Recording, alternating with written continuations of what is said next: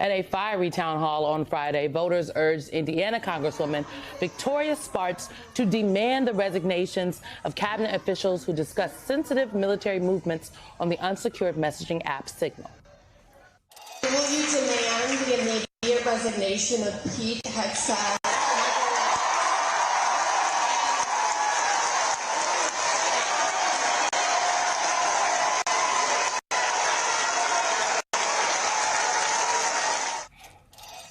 I mean, Indiana's 5th congressional district is not a bastion of a Democratic stronghold, if you will. Very red place.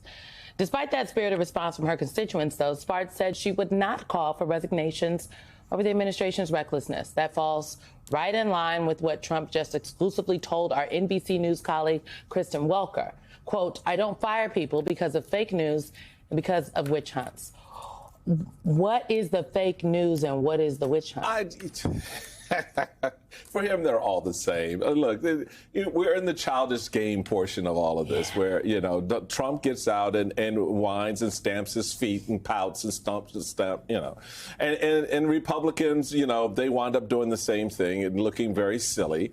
But the audience, that room of Republican voters in a red district, have a different understanding of what they're seeing and witnessing from this administration, and they don't like it.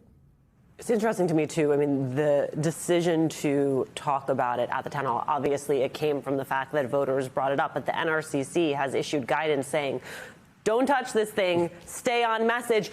And while she was not willing to call for his resignation, she also did not carry the water on the idea that this is trivial or unimportant. Yeah. Yes, because people can, again, the administration is asking you to ignore what you can see with your own eyes, right, and to ignore what you believe in your own understanding. They're asking you to defy logic, and I think people should push back. They should, and they are, and that's the best part of this. And I think as this next week unfolds, this sets up additional narratives, I think, for voters as well as journalists to dig a little bit deeper and find out a little bit more. Ask the questions. This is me moving aside the mess and ask the questions. Joining us now are former Republican Congressman and January 6th Committee Senior Advisor Jennifer Riggleman and former Deputy Chief of Staff to Defense Secretary Lloyd Austin, Caroline Zier. So Denver and Caroline, welcome to you both. We're just going to dive right head on into a bucket of stupid. And we're going to start with a comment from Fox News host Jesse Waters, who tells us, Denver, that no one outside the Beltway gives a damn about any of this. Let's take a listen.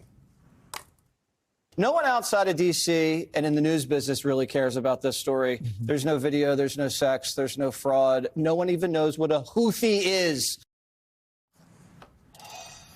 That just reminded me of all the video, sex, and fraud in the Hillary Clinton scandal that occurred around her little server. All that sex and video scandal. But, people Democrats and Republicans especially seem to care.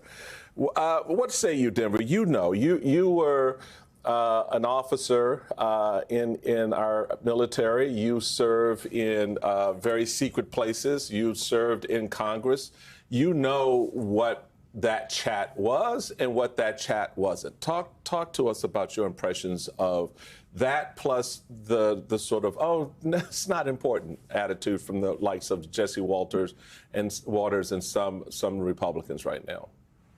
No, it's great to be here this morning, and thanks for that, Michael and everybody. That's a large bucket of stupid to navigate, so I appreciate that.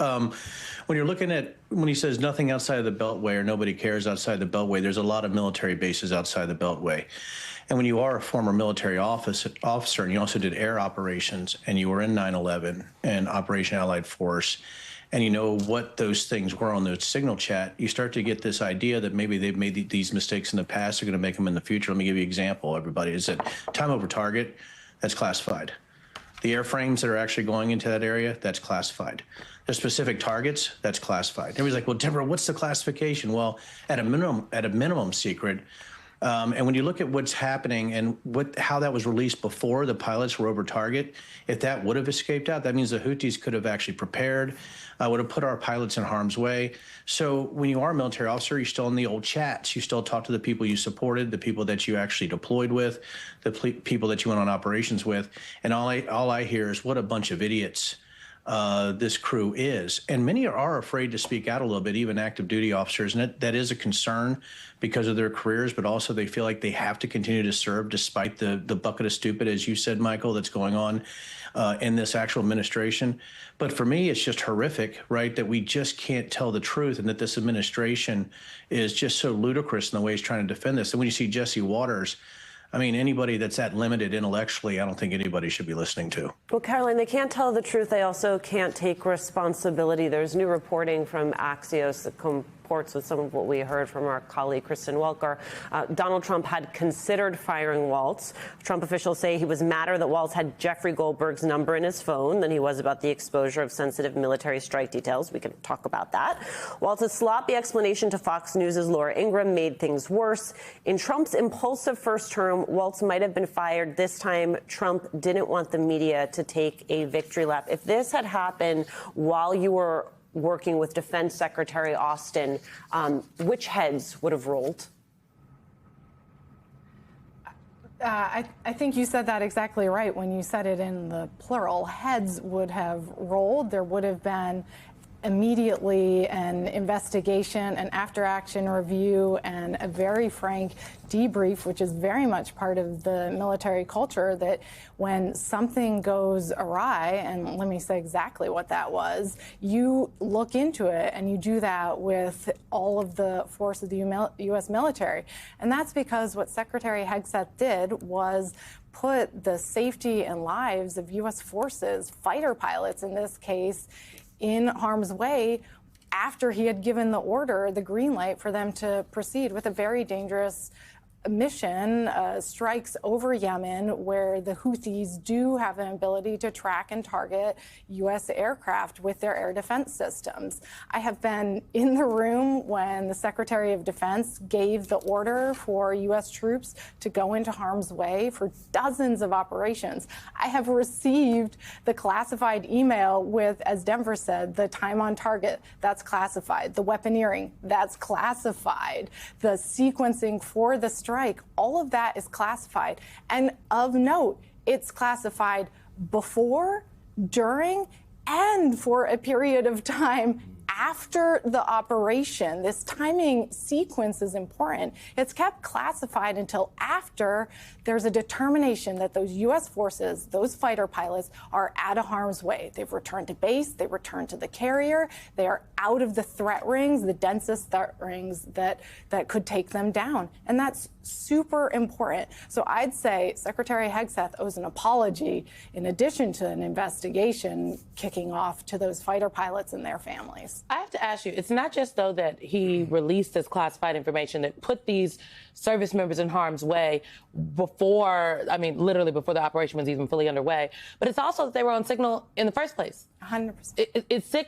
Did Signal come preloaded on your government phone? I used to have one of those, and it wasn't on mine. I'm wondering if it was on yours. No, Signal does not come preloaded on a government phone, and certainly Signal for government use, if it's on a personal device, there are very specific protocols for how you retain those records, which all the cabinet officials should understand. But in any instance, that's a part of the semantics and the red herring the administration is trying to get us to focus on, when really what this is about is sharing classified information about a sensitive operation before the strike had taken place. Denver, I just want to dig a little bit deeper into your expertise in this space as a cyber security guy, as a former member of Congress, the combination of things that you've done in your service. Talk a little bit about the process that Caroline has alluded to in terms of what happens, in the process leading up to a strike, the levels of security that's put in place. Because one of the things that strikes me which again goes back to what we see the MAGA class trying to do because they don't want the funk of this to hang around, is to play it off as, this is no big deal, that this is the normal process of things, that we all just get on our phones and we sort of chat it up with the Secretary of Defense and 17 other high-ranking national security folks, including the Director of National Intelligence. But peel back that curtain a little bit more, particularly given what Congress should be concerned about in its oversight of this. As well as you've already addressed, from a military standpoint, the process of putting this all together. Well, and I'm about to signal all of you the classified stuff I did, so stand by really quick, Mike, so you can actually take a look at it. But no, what's incredible for me is that, I started, as an actual mission planner, I started with like warheads on foreheads, right? We actually did targeting, especially during 9/11. I deployed about a week after 9/11. And you have something called an Air Operations Center. I was something called an Expeditionary Operations Center, which was actually with the B-1s and B-52s. And that Air Operations Center actually provides a list of targets. Those targets has time over target. It has something called standard configuration loadouts, which are actually the weaponry on the aircraft, right? It has the ISR assets that's supporting them. It has even something called dump targets, and it has something even called classified remarks, which is usually above the secret collateral level. The actual bottom portion of the classification level for any of these, and to be honest, is secret. That's it. That is the bottom level classification.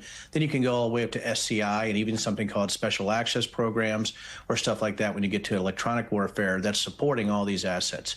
So that's what's so dangerous about this. Michael, it's a great question because everything in that tasking order is classified. Everything. And where did he get that information? Even as we're using Signal, is he actually copy pasting from classified documents onto Signal, which is an unauthorized app? Those are the things that you start to look at, that it's so evidently wrong. It's so black and white. There is no wiggle room. There's nothing there, that not only should heads roll, all of them, right? But Hegseth should be resigning.